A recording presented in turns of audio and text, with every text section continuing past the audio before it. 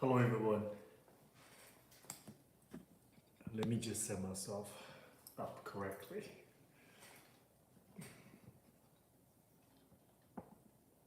So apologies for little impromptu type of event, but I'm so happy you guys caught and spending just little time with me at this moment. The topic is what? YGP finals, you guys. It's unbelievable event. I'm so, like many of you, students, teachers, parents, I'm so extraordinarily excited about this event. And a lot of foreign students is already traveling. They've been traveling since yesterday. So they just want to give themselves a couple days to get themselves organized for the jet lag and everything else. So as you can see, this is a project. It requires multiple elements of organization, details, checking everything. So I am, fly to Florida from Maryland. It's nothing compared to those serious overseas travels. But I wanted to share something with everybody. I love this live event. It's like a discussion, and I feel like it's an opportunity for me to be together with you and for us to sort of be together as a community. And some of the things that I think it's important for us to talk about, and give me a moment to share with you some of my thoughts on this. I am pretty unusual, how should I say, unusual position in this, because I will be teaching master classes, which is I'm so proud. I'm so absolutely proud and honored YGP thought of me. For many years now, I've been teaching master classes for the finals. And I'm not a judge, but I'll be teaching multiple live master classes to different range of students, ensemble students, soloist students, everything. So I'm so looking forward to those moments to get together with the teachers. I love to see my students, although not coaching by me, but DuCon students in the past, they are grown up and then now they show up at the finals, and I always see those community. Last year, actually, we had a DuCon students lunching. One of a beautiful parent organized a lunch for us to be together and just reminiscing the children's when they were young and now all grown up, everything. I just a proud moment all together, everything. So in this particular moment, I'm going to be, next week, I'm going to be master teacher to teach the students classes. And I'm going to be a coach because I'm bringing 3 students to the competition. So I will be a coach, like many of you. I will be a teacher, and I'm a parent. So I like multiple roles, you know what I mean? Like multiple roles. So I hit me from all angles. So I just needed to have a moment to be together with everyone. Am I what am I made of? Iron, made of brick? I have feelings. I've been nervous for a couple weeks now for this moment. As the days, as the weekends coming up, and we're traveling on Monday morning, I'm nervous. I have multiple feelings, up and downs, waves. There are days that I feel fantastic and confident. There are days I feel just nervous wreck. I hope my students not watching this, because I'm nervous for everything, for myself, for them, mainly for them. I'm not nervous for them. I just as a parent and as a teacher, I want them to have a good experience.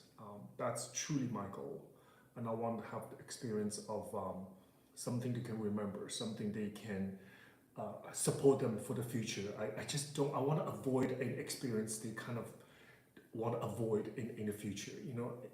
But what am I? I'm not a super person. I'm not like immune to the feelings. I am. I have to say. And as a teacher, as a parent, what's hard is that I can't really show my true emotions. Everything I said, everything I do, how I express myself have direct impact on students' performance. And so let me get to that. And I wanted to have this moment with everybody, have three categories. One, from student point of view. Okay, I'm a YGP juror as well, so I see many students participating for over the years, and I see successful stories and everything. So as a teacher, and a juror member, I want to offer some of my advice and to the students. And I think you have seen me saying those things, how to successfully participate in a competition. What is the correct mindset for us to bring ourselves into the arena to be evaluated? And I never try to skip around that topic of evaluation assessment. It is competition. You can't get around it. The component of competing, you just can't get around it. We can say, oh yeah, this is just a chance for us to be together, a chance for the students to be on stage, to dance. Yes, correct. But it is also performance, and have a competition component to it. In fact, it is the competition, the Grand Prix, Youth Grand Prix. Yes, so it's a competition. So I just want to get that out there. I want to get the seriousness out there. Now, while we oftentimes try to tell the students to relax, not a big deal, and just go out there, have a good time, while that sentiment is important, but also we do have to understand that it is a competition, and we want to get ourselves well prepared to have the good experience, to have good results, the best results we can. Yeah. So we have touched about that topic before in my previous workshops, but I wanted to reiterate again, students. So first I want to talk about master classes. Okay, so what is the master classes? Is this just a normal class with the different teachers? It's a lot more than that. Okay, I tell you why.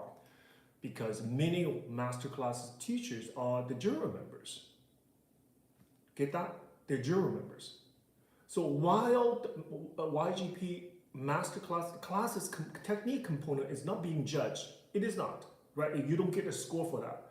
However, if a juror member teaching you this technique class, don't you think there is some component of your performance will affect how he or she judge you on stage? Yes, there's no way to get around it, okay?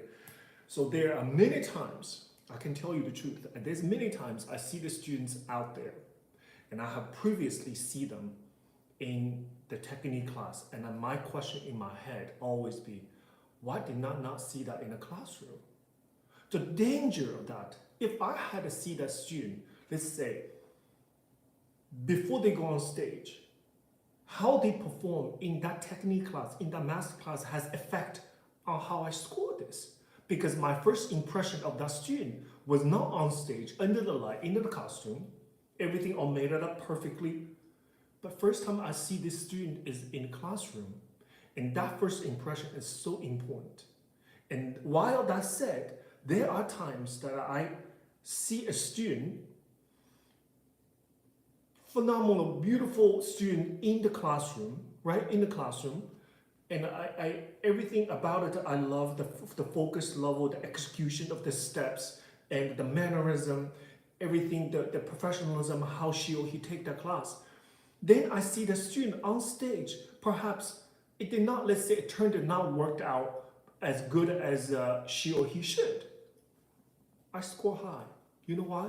Because I know this is not this student's best performance, because I have seen her or him did a much better turn in the classroom. So for me, I will have a lot more lenience, you understand? So I would say, oh, something wrong with maybe something wrong with the plie on stage, it's forgivable, very forgivable, because I see her perform beautifully in the classroom.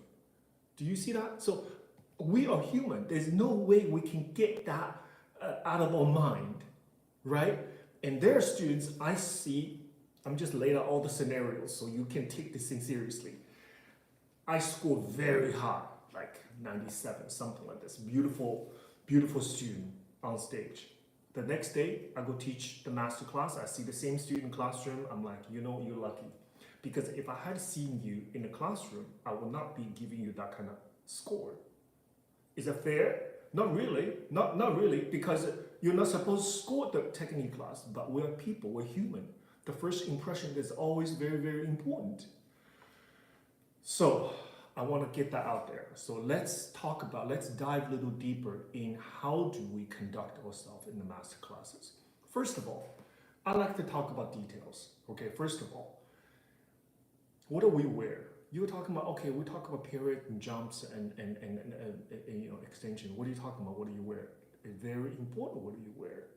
So nowadays, the design of leotard, the design of the so-called costume for leotard is so advanced, so fancy, so everything. The colors, the composition, the material, the cuts and everything. But my suggestion to you is always simple, okay? Because the simplest line, it shows you the best. And the best line you want to give to the people, give to the teacher, is your line, is your body, your arms, your arch, your turned out, your extension. You don't want to have your so-called costume leotard to be distraction. And sometimes I see distraction, not just distraction to the teachers, but distraction to themselves. Perhaps they bought something new they never worn before. So please, my advice to you is don't wear something brand new. It's not necessary. At least you have, I always say you have sweat in this thing before. You have sweat in there, you know how it performed, and you have washed them, so it's not a brand new thing that you're gonna wear. And you know how it feels. Let's say you pull the bra forward, pull the bra back, you come up, the leotard still in the same place. You don't want it to do every big movement, come back, you have to fix, perhaps fix your bottom, you know, where it cuts, fix your top, fix everything. You just don't want that. You don't want that kind of distraction. And as a teacher, I really don't like students, let's say pull the bra forward and back, come up, but they have to fix something before they resume that position again. Keep it simple and keep elegant and graceful, and remember the best line, best design. It's not the costume, it's not the leotard, it's your line. So let's not let your leotard to be distraction to yourself and to the teachers. Colors, color. Keep a solid color. Blue, black is always the best. If you want a two-tone, maybe lighter shade or darker, but never three different type of things and all kinds of design. It's not necessary. That's just how I feel about it. And of course, it's your call. You know, students, you have to wear it. You have to stand in front of the mirror and you have to love what you see. You have to love how you feel in it.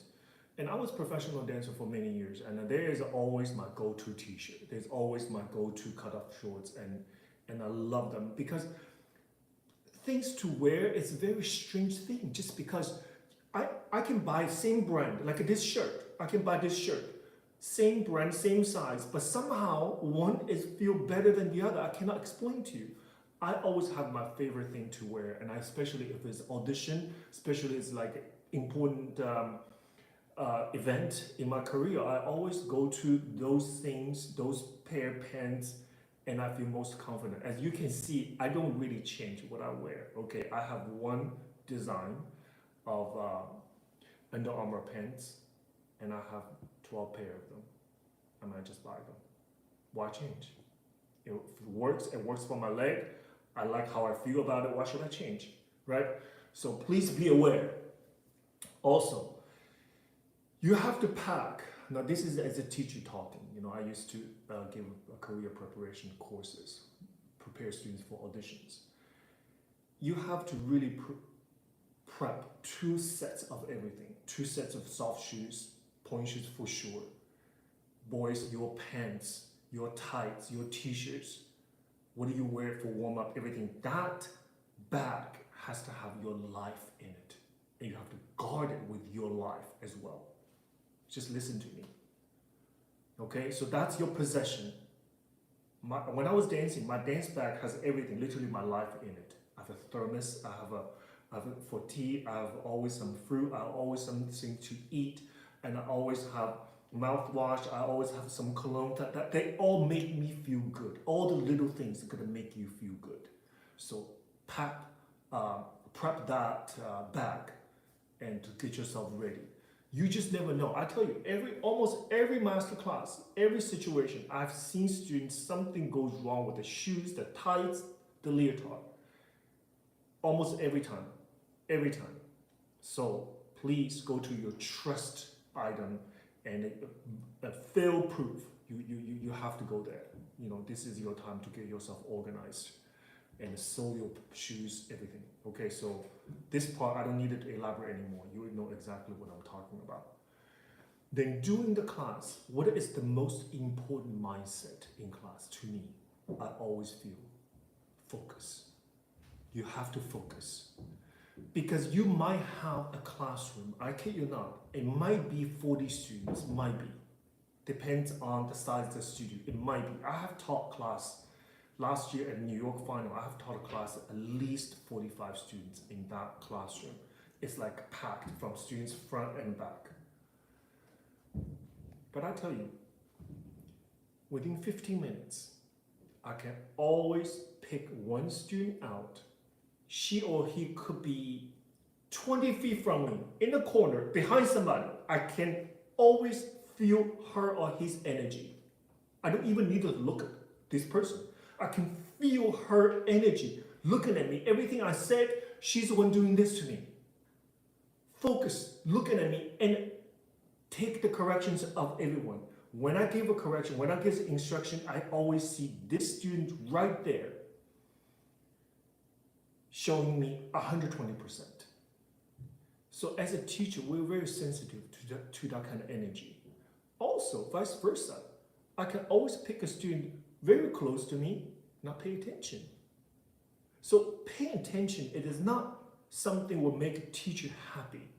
It is something beneficial absolutely to you. Okay, so this is something that you have to be understanding. In the unfamiliar environment, you're taking class with unfamiliar people. The students in front of you, behind you, and next to you are not your friends. You have never met them before. You don't know their energy. You don't know their demeanor. You don't know their physicality. And what? You're taking class with a brand new teacher, a brand new accompanist. That asks you to give absolutely 100% focus. So I can, when I'm like in a company class, I have the ability to truly, just me and the teacher. I'm like obsessed with attention from my teacher. I really don't see anybody, honestly. You have to be like that. Because if you choose to see things, they are going to be everywhere. There will be students do 7, 8 turns right in front of your face. There will be students have arabesque leg like up here. There will be students have a feet look like this. The distraction is endless. If you want to get distracted, you will never even hear the teacher talking. Okay, so put your chin up. I always said, put your chin up. All you see is the teacher. All you hear is her or his voice. Listen to the choreography, listen to the combination. When teacher said double period, he made it, she made a double period. The safest thing to do is just do exactly what teacher does, what teacher tell you. So don't invent things. In this type of environment, don't alter the combinations.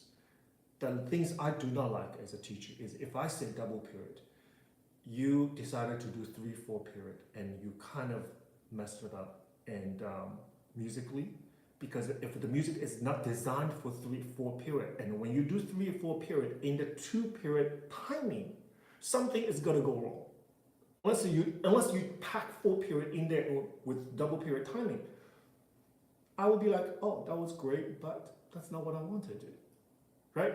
So what are we judging a student? The best quality is diligence, discipline. It's absolutely the grounds and the temperament for explore potentials. So in a student, the best quality is untapped potentials that actually we can see it. So the best way to do this is just to do exactly what the teacher said and do it perfectly. Pay attention and dance perfectly. Yeah? Number one, focus. Is it going to allow you to do this? Allow you to get away from all the distraction and noises, everything else. Two, teacher said, come forward. What does that mean? When teacher tell you to come forward, what does that mean? He might want you to come forward. So you be brave, don't be afraid. I always like to stand front because when you're in the front, you are forcing you. Understand? It forces you to pay attention. It forces you to remember the combination. You always ask yourself to go to the first group, unless teacher to put you in different groups, right? So when I teach, I often be like, first group, who's ready? You always wanted to be the one ready in the first group, psychologically. If you ask yourself to be ready in the first group, it forces you to learn the combination differently. Your own expectation will propel you to do better, okay? So what you expect yourself to do, this is really detailed, okay? This is really details. What do you expect yourself to do? If mixed with, I can always go to the second group. I can always watch the first group. If you allow that to become one of the options, guess what? You never learn correctly. So learn it as if you're going to go to the first group, always, number one. Number two, as a teacher, I tell you, the first group is wonderful. You know why? I was student for many years. I was professional dancer for many years. I tell you why the first group is important and it has its benefits, just because you have the most lenience, the excuse to make mistakes, right? So you're the first group, you have somewhat excuse to make mistakes. But if you do it perfectly, you get both. I was in the first group, I paid attention and executed the combination perfectly. Double bonus, fantastic. However, if you use third group, let's say, second group, third, and maybe fourth group, you still make mistakes. That's not good. You understand? So the more you delay go to the third and fourth group, the pressure is mounting, the more pressure on yourself because you know it's your turn. And by that time, if you didn't pay attention to what the first and second group did, you didn't pay attention to the instructions, the correction the teacher gave to them, and you make the same mistake that I just talked about when I was after the first and second group. You know what I mean? Like, that puts pressure, that we have a problem. We don't have a problem, but you know what I mean, right? So you're never going to perform well in that circumstances. So learn it well, always go to the first group, okay? So be perfect, be beautiful, be open. When teacher tell you to come to front, go to the front. Because when you're in the front, sky's the limit. You don't see anybody. There's no instructions. There's no distractions. All you hear is instructions from the teacher because they're close to you. Personally, I don't like to turn or do things behind somebody. Because why? It's distraction. Right? Especially if you have this many people in the same room. So listen to my advice. Pay attention, learn the combination really well, go to the front, go to the first group. And that attitude always pays well. The 90-minute class, literally, it's a blink eye, it's over, okay? So, that's class. And I always feel it is important after class, you very quietly, very quickly introduce yourself and thank the teacher for the class. It's just a beautiful, elegant etiquette. And if that's a judge teaching, it's important for you to introduce yourself. I'm so-and-so, I really love the class. Thank you, I learned a lot. Just like that, it took less than 5 seconds. I think it's that kind of etiquette that still pays off, yeah? Now, students, you'll go to the competition YAGP finals. You have gone through regionals. You know, some of you have gone through 2 or 3 regionals, right? You get the ticket, finally represent your school, your teacher and your country to many people to participate in this unbelievable event. And I've been participating in YGP nearly 20 years at this moment. I see it as an organization, it's an unbelievable evolution, evolve into as we know today as YGP Finals. It is a magnitude and proportion unlike anything else in promotion of classical ballet in young generations. So that contribution itself is phenomenal. And when we participate in something like this, we have to be what? We have to be mentally and physically prepared. Physically, I'm sure everybody is doing the run-throughs. You're going through the very last stage of get your details of your costume, everything. We know nobody is doing anything else. We're preparing. Some people, I told you, it starts traveling yesterday, 2 days ago already. It will take them a day to get to United States. But today, I almost want to talk about the mental preparation for a student. A mental preparation for a student, it is something that I think we all need to think about, and all affect students different ways. And because all individual, how we deal with stress, how we deal with winning, how we deal with losing, how we deal with setbacks are very different. So while we talking about it is a competition, I do want to say this, at this moment, everybody is a winner already. You are, by participating in YGP Finals, you are already extraordinary. You are already a winner. I met this from the bottom of my heart. And I truly know that I train students. I was ballet, just like you, a ballet student for forever. How hard it is to get to where you are now. So you have to wait in your heart. You have to weight yourself very seriously. You have to regard yourself as something very important. You have to think yourself as have gone through a serious long journey up until this moment. It's something to be celebrated about. It is something to feel honored. It's something to feel proud.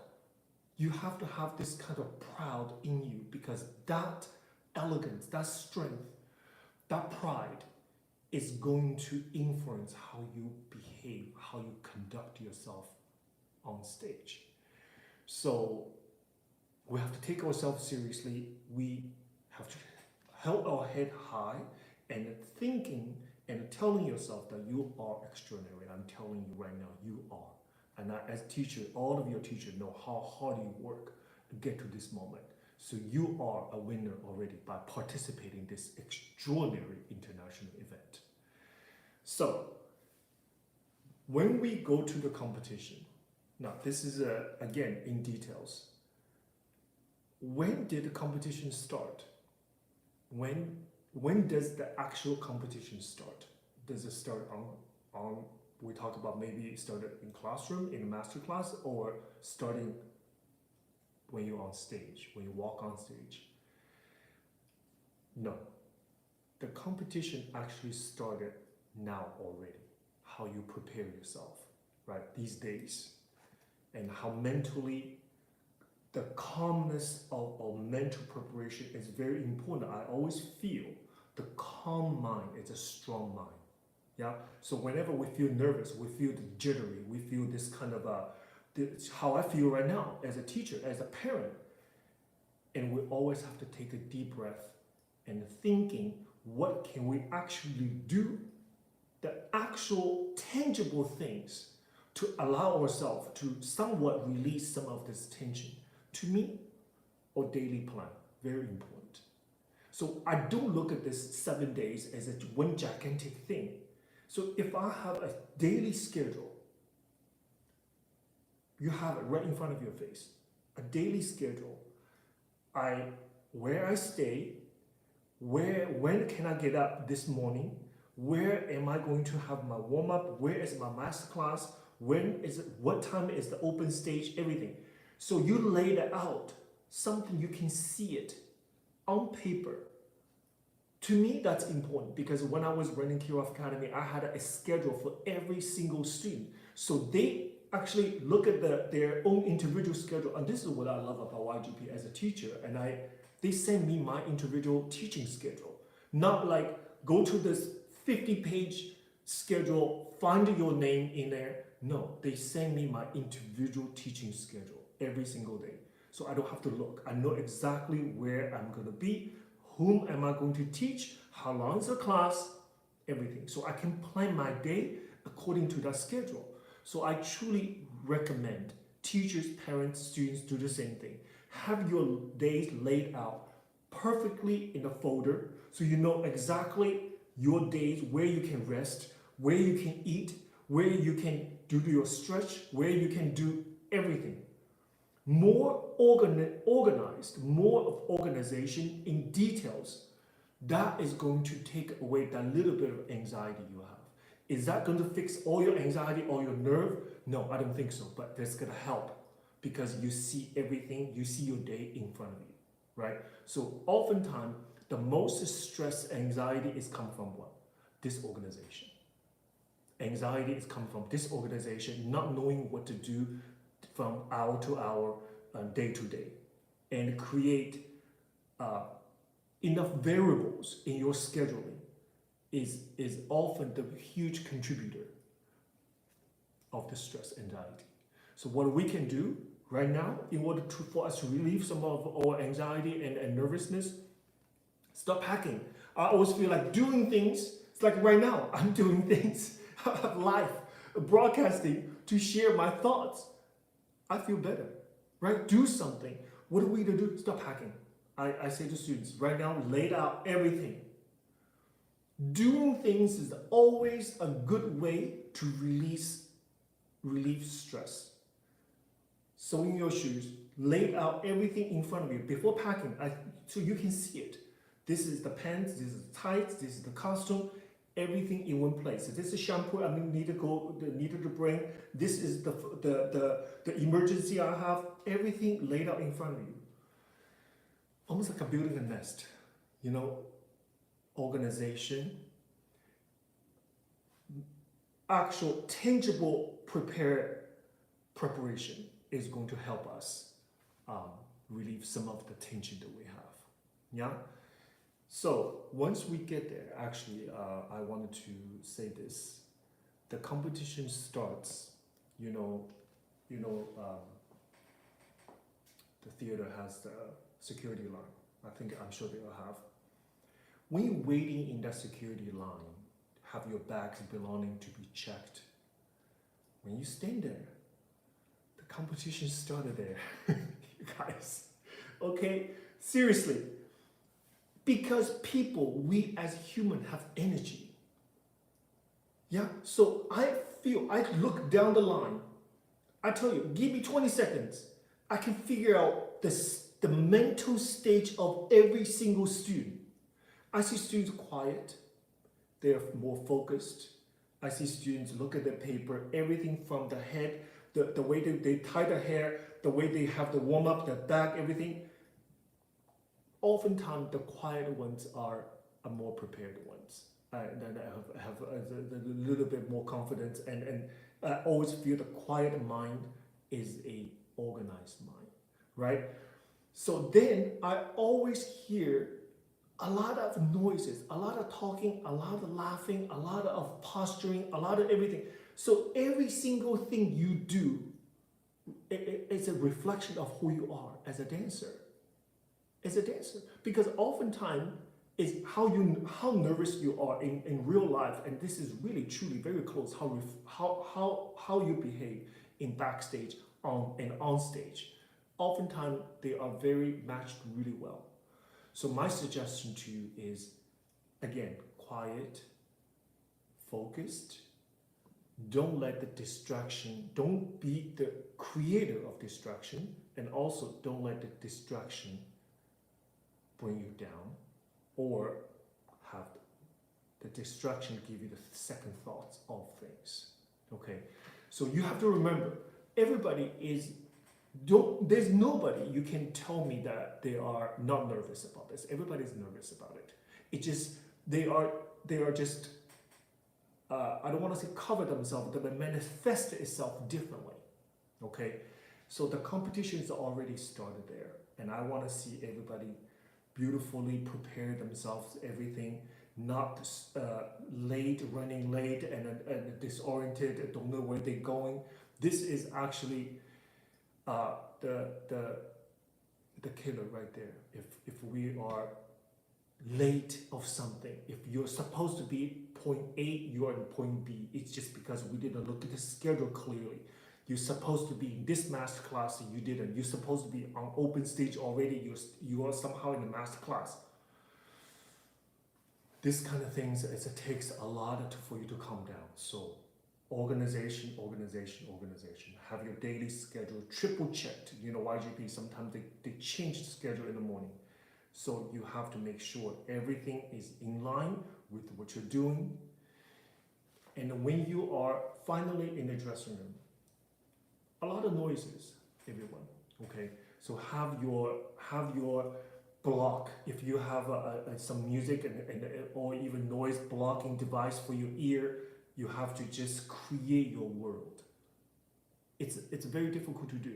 You have to create your own personal space in a very crowded space. You have to carve, do everything you could, carve your little space of yours so you can feel peace, you can feel the concentration, you can actually feel the legs, you can feel your mind thinking. Sometimes we're so nervous, we're blank, we don't know what we're doing because all we see, again, distractions, right? So the distractions can only be seen if you choose to see it. If you choose to block them, you only focus on yourself, they're not going to be there.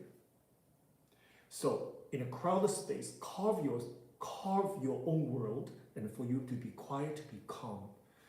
And open stage, what is open stage for? I mean, for all of you go to the finals, you have probably been to competition all your life. Open stage, you know, the Masonic Theater is huge, it's very big. For those of you who've never been there, I tell you right now, it's a very big stage.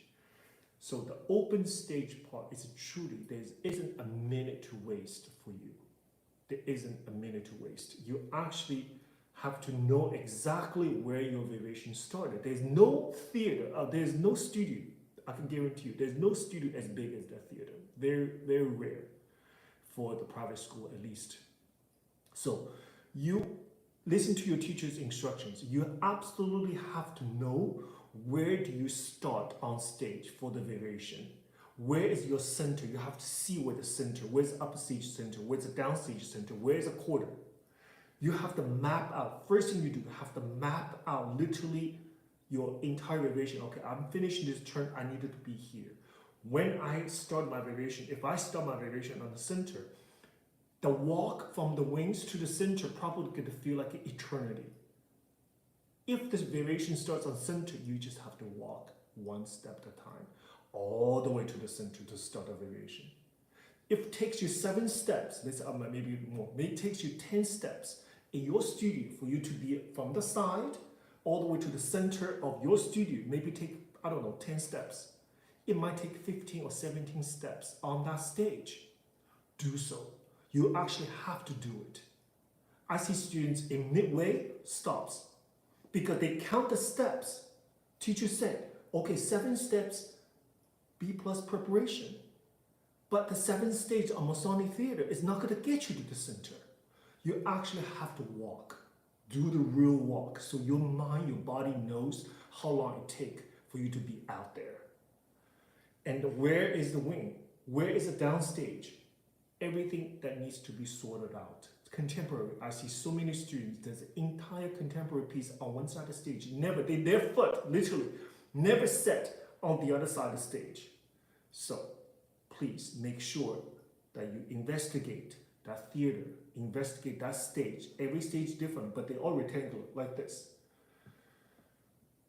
That's open stage 4. And you have to turn, you have to do the turns, you have to do the jumps. I encourage you to do the real space. If you do the step over double, finish downstage right, around the quarter, I encourage you to do that step over there because you needed to understand your surroundings. You have to understand the lighting, how that feels at that moment When you do that turn, what does that light feels like? And what is the, in relation to you, the wing is here, in relation to you, the light is coming out of the auditorium. You needed to know it. So what I don't want you to do is, everything is a first time. First time you do that turn out there in that particular space. And the first time you do manege, you couldn't come around because the stage is so big, and I don't want you to dance the entire variation, like explore new things. It's already very hard. Yeah, so use the stage well and position yourself perfectly. So that's the open stage for. If you have a big jumps, you have to do it. You have to do everything you could to find the room to do it. I don't care if there's people in front of you, people next to you. You have to do the big solo shot, fold out on that stage.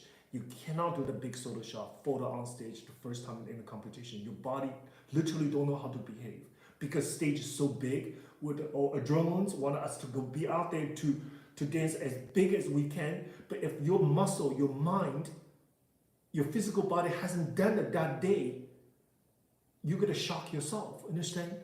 So do everything once. My experience is always the variation, the second time is always better. Second time always, the once, the after I sweat a little bit, the second time is always better. So if there is no opportunity for you to do two variations, 2 times, but make sure that you do as close to fold out of one variation. Maybe may not be without stopping, but you have to try everything full at once, everything full. I actually prefer you sweat a little bit after open stage. Your body needs to be there. Your body needs to sweat a little bit. Your leg have to feel how that feels to do big grand jeté for the boys. How you feel to do the double tours. Honestly, I see students doing open stage, like on stage, chit chat, sort of like just chill, talk about whatever they're talking about. It's just pure wrong. Because every single minute on that stage is so precious. Boys, do your double tours, do your sotabas. And it doesn't matter how tired you are, because you're gonna be tired at one point. I'd rather have you tired now in open stage time, and in the warm-up, you feel the leg, you feel like nothing to give. There's nothing left. You couldn't. I was like you for many years. You feel like this double toe, I'm so tired, this double toe is like the worst one. You want that moment happen before the competition. Understand? Because that's a prelude. You have to have that to feel phenomenal double tour. You're never going to feel a wonderful double tour until you experience the terrible feeling that day, that morning. Do your pliés, stretch your legs, do the tendus, feel your toes. You're never going to feel your toes if you don't do tendu enough that morning. Serious work. I don't want anybody to have I don't like it. I call it adrenaline-driven performance. Because that's gamble. It could work really well if somebody's a performer. They love to feel a sense of adrenaline. They just go out there and do it. It's very flashy and it worked. Phenomenal. If that worked really well, it's absolutely phenomenal. But what if it didn't work? So as a teacher, I always wanted to eliminate the variables, to do as much as we can to make your performance as consistent as possible. You can't ask for miracles. Let's say 1 to 5. 5 is like a miracle, that you have never done a turn like this before. You did that on that stage in the YAGP final. You have never done 7 period, but you did it on the YAGP finals on stage. Has that happened? Absolutely happened. Absolutely. You got that? Yeah? And you have 1. You perform poorly.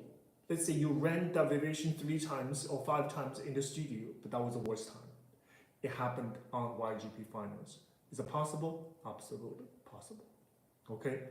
So you got the absolutely best and not so good, very bad. 1 and 5. What are you aiming for? you're aiming for a 4. You're aiming for a 4. Most likely, maybe 3. I hope I'm above average. So I'm going to do everything I can to do a 3+ and 4. That's our goal. We're going to do everything possible to work very hard to get a 4. Don't try to aim in 5 because that is just luck. Luck is very elusive. We don't know what that is. So as a teacher, I like to prepare students to get a 4. That will be my goal. And having said that, please check your costume. Check everything. Again, every competition I see, shoes came off. The ribbons came off. Like a kite flying around. That you can eliminate 100%. To me, if there's few things, there's no excuse, that's one of them. Sew them. You have to check. This is what you do. You have to check. Sometimes we get nervous. Our mind's not thinking. We actually make those very amateur mistakes.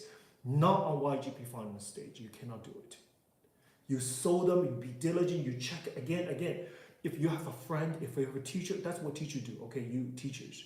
You have to check your student everything. The back, the ribbon has to tuck in. The elastic has to tuck in, the zips, everything tight, everything perfect.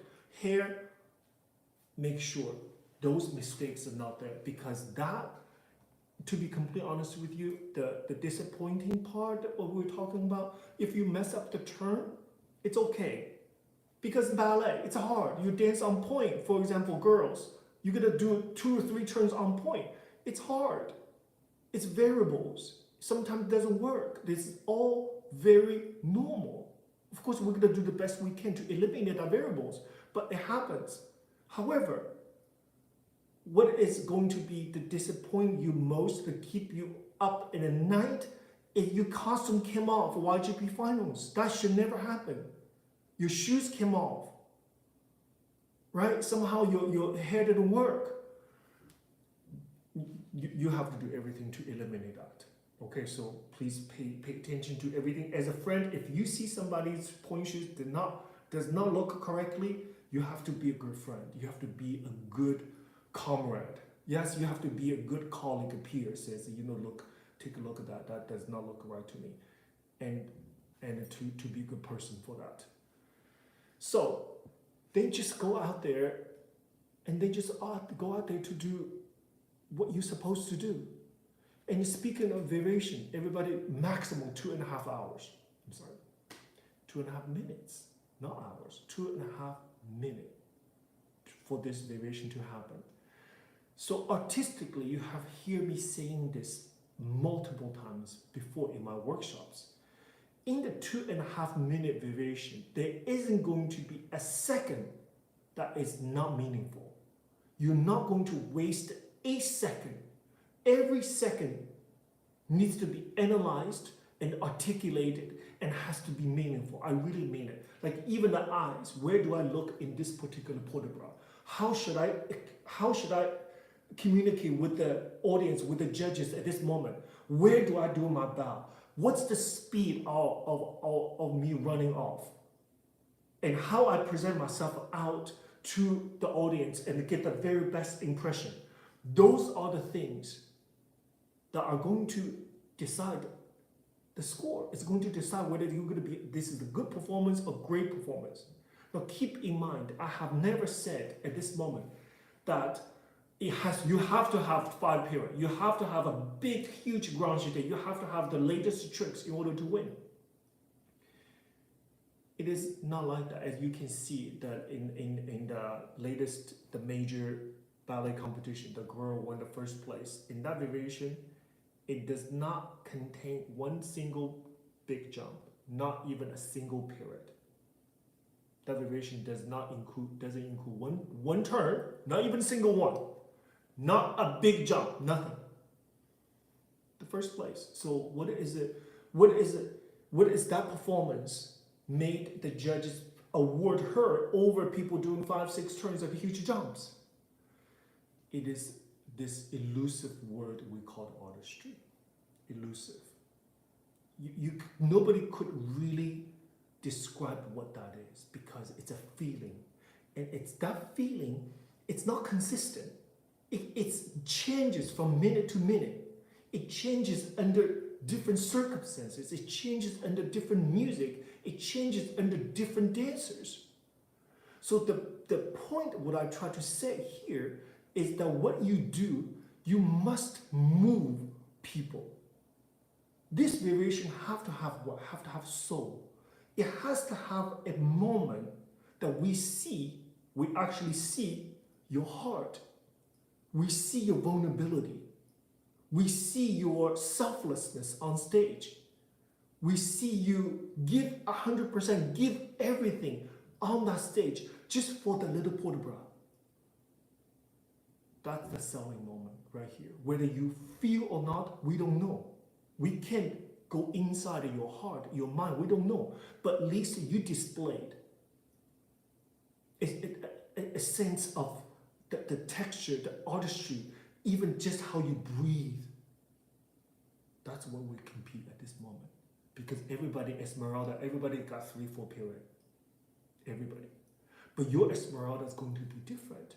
Your Esmeralda is going to be this fiery person. We see a character out there, whether it's 2 or 3 period, doesn't matter. But throughout the entire variation, we don't see a facial change whenever before the turn. We don't want to see that. Even if you do 7, 8 period, but that turn itself was not a Esmeralda. The turn itself is a technician. Then you get back yourself into the character when it's the easier step. Then the big plie releve again, so you become a slave of the technique. Every time something hard comes, you go out of the character, in and out, in and out. That never performed well. So you are creating a role out there. Giselle, the minute you come out with the music, I want to see Giselle. It has to be believable before you pique arabesque to the beautiful penchant. We need to see Giselle. A lot of those judges was once upon a time they were Albrecht, they were Giselle themselves. So I want to see, beautiful. My mind, you have to take my mind there. I want to see young Giselle out there. I want to see vulnerability. She's supposed to be vulnerable.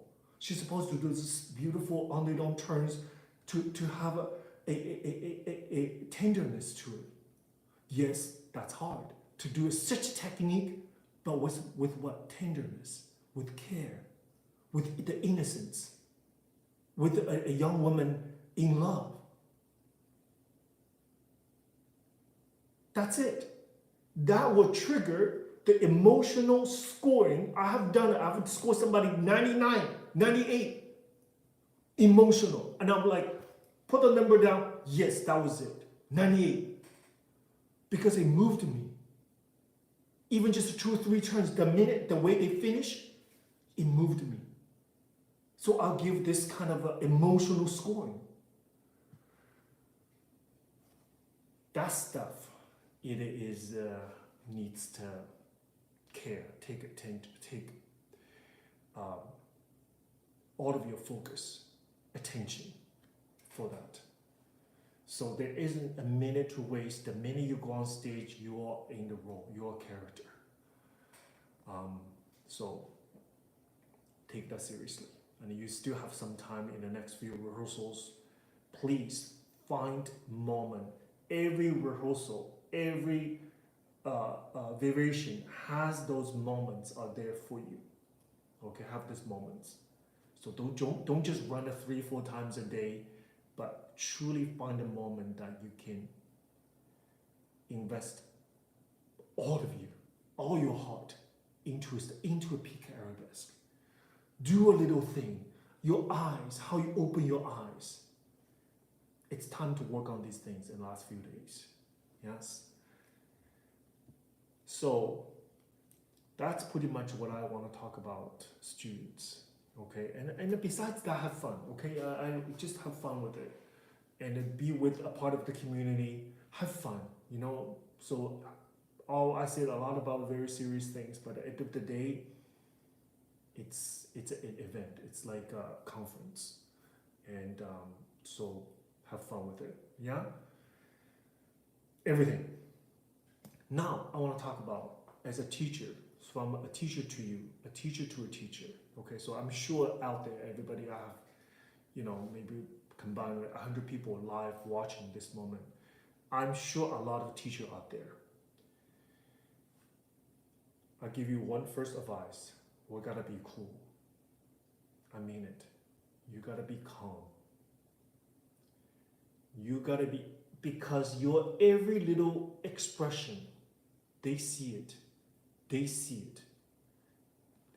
Even if you be stoic, your face, something, you cannot show the frustration. You might go to a student, you might expect from your point of view, you want to see the student doing grand mamans, sweaty, non-stop, tendu non-stop, stretching everything non-stop. You needed to see that. Why? Because that's the only way to relieve your own stress. So when you go to the theater, you say, meet me there at 9 o'clock in the lobby. Okay, we do a little warm up. So what you like to see is when you get there, students ready. They're ready for you. They already done the stretch. They already did their routine. They're complete done. They're ready for you. When you give the combination, 100%. And when you're talking to other people, they're there stretching, warming up everything. That's your expectation. That's what you want to see. It is when the reality doesn't fit with your vision. When you're walking over there, you expected to see this, right? You expected their hair to be ready. You expected to see everything's ready. They're ready for you, like a perfect child. Now, you get frustrated right away if you see a student just laying there not doing anything. This thing is not done, hair is not done, and then worst of all, the energy level terrible. The energy not ready. In your mind, the competition ready is like up, right? Energy is up. But this child is not ready. She perhaps kind of a mess. What do you do? It could very well happen. I can tell you right now, it could very well happen. Their behavior is far from what you expect to see. You have to be cool. You have to, okay?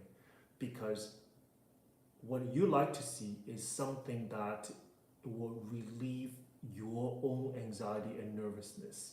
You think it's gonna help you. When that doesn't happen, please don't get frustrated. I see a lot of teachers saying things, just outburst of something under the control. They know it. Most teachers know they shouldn't say that. It's a sense of disappointment or their own try to physically and you can see the physicality. They try to hide their own nervousness. Everything that you do is going to get picked up by the student just like that. Okay? So remember, you're there to support them. You're there to be their leader. They need your confidence. They need your everything that you do, you say. They need to have that. They need to have your trust, and they need comfort from you. Maybe sometimes they just need a hug. Maybe sometimes, are we okay? We're gonna be good, right? You look beautiful. Let's go. Let's get going. Let's go slowly. Talking quiet, talking nicer. Get them up a little bit. Do your plie slowly. Everything calm. So your energy is going to influence that child a little by little. It's like a psychology. Literally provide oxygen. Provide air. Little by little, it's in your voice. You say plie, okay, let's go quiet, 2 demi plie, okay, great, put your heels down, okay, take deep breath, slow, get them going. You just never know. Some students, maybe they're ready already, sometimes they're not. So that's your job, to get them ready. And don't show your frustration. Don't take on the child if something doesn't work out. And control your nerves. It's easy for you to say, for me to say, yes, for you to do, but you and I both, I'm gonna be the same thing. I will be doing exactly the same thing. Sometimes I'm so afraid. Sometimes I'm so afraid my eyes is gonna show how nervous I am. I can't even look. I can't even look because I don't want to look at them, because when I'm so afraid they're gonna see right through my eyes. It is not hard. I'm like you. I'm one of you. The disappointment, it is not the fact whether they're gonna be doing phenomenal things but didn't happen. The disappointment, the hurt for us is seeing our students get hurt. I get it. I get it. And also a sense of validation. Your hard work, hours, countless hours of hard work, you want your work to be validated. You want the students to be a phenomenal representation of your skills and commitment. I get it. Because she or he is just not out there dancing for her and himself. They're a representation of you. So, but we cannot think like that. We cannot think. You cannot link that type of your success, your accomplishment, that direct with the student's performance. Because if you do this, it's gonna deter, it's gonna manipulate everything that you do, everything you say. It's going to manipulate the origination of your thoughts, of everything that you inject into the whole coaching process. It will be. If you connect directly of your success to that student's performance, that's a dangerous route. It is. It is. Because it's like a gamble. You just never know. If they do great, you are going to be like phenomenal teacher. Like you're going to be the teacher, like have all the recognition. If they didn't do well, what are you going to be? You're going to be like at the bottom of the pit. You're going to be the worthless teacher now. So if you put in your skill, if you put in that much weight on that 2.5 minutes, we cannot do that. It's not fair to the students. I don't believe so. It's not fair. We do our job. We do the best ability. If your students already in the YAGP finals, you're a phenomenal teacher. So be cool, be calm, be kind, and give them the love. You wanted them to feel you love them. The love, the compassion itself is what they need. I remember I was 14 years old. I participated in my first competition in China. My teacher, open stage, everybody was there. Everybody had that teacher there, except mine. He was out with having dinner with his friends, the classmates. We're in Beijing. I'm from Shanghai. We're in Beijing for the competition. Everybody had that teacher there, and aside. I was not there. I was absolutely petrified, terrified, petrified, everything. Then my teacher showed up. My world changed immediately. He didn't give me correction. He didn't tell me do this, that. No, just by having him stand there, that's all I needed. He stood there. I felt his weight. He's looking at me, and I was like, wow, okay, I'm good. So what do you think that is? It's love. It's love. I felt his compassion. I felt his care. He was there looking at me. That's our role to our students. You have said enough of fifth position. You have said enough about turned out. You said enough about April Mall. You said enough of everything. At this moment, sometimes the best thing we do is just don't say a word. Just be there, love them, support them, and hold them. Check their costume. Give them a hug.